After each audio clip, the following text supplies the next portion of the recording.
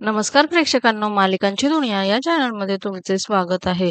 तू ही रे माझा मित्र या मालिकेमध्ये आपण बघणार आहोत की ईश्वरी मात्र आता अर्णवच्या कॅबिनमध्ये येते आणि त्याला लॉकेटचा हिशोब सांगू राहते. बॅलन्स राहिलेले पैसे हे मात्र ती त्याला सांगत असते. तेव्हा मात्र अर्णव म्हणतो, हो माहिती आहे मला, परत का सांगते आहे, आणि असं म्हणून पुन्हा एकदा सांगते की लक्षात असावं म्हणून, आणि ती तिथून निघून जाते. इकडे अर्णव मनाशी विचार करतो, म्हणजे तेच मी मनाशी म्हणत होतो ना की जर आत्ता हिला लॉकेट दिलं असतं तर ती एक क्षणही थांबली नसते.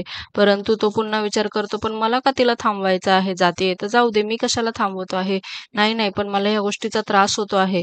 का मला ती इथे ऑफिसमध्ये पाहिजे आहे? असे प्रश्न तो आता स्वतःच्याच मनाला विचारत असतो. कारण तो प्रेमात पडला आहे हे मात्र त्याला कबूल करायचं नसतं.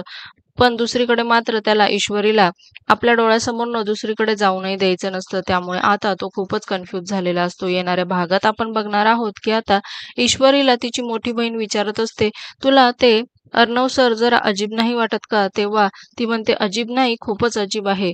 पण लगेचच तिची बहीण म्हणू लागते, पण यामागचं कारण काहीतरी वेगळं आणि मोठं असू शकतं असं नाही वाटत तुला? आणि ही गोष्ट मात्र ईश्वरीला पटते आणि ते यावरती विचार करू लागते. दुसरीकडे मात्र ऑफिसमध्ये अर्णवला ईश्वरीचा धक्का लागतो आणि सगळे पेपर मात्र आता पुन्हा हवेमध्ये उडतं, आणि हे बघून आता ईश्वरी प्रचंड घाबरते की आता अर्णव मात्र चिडणार.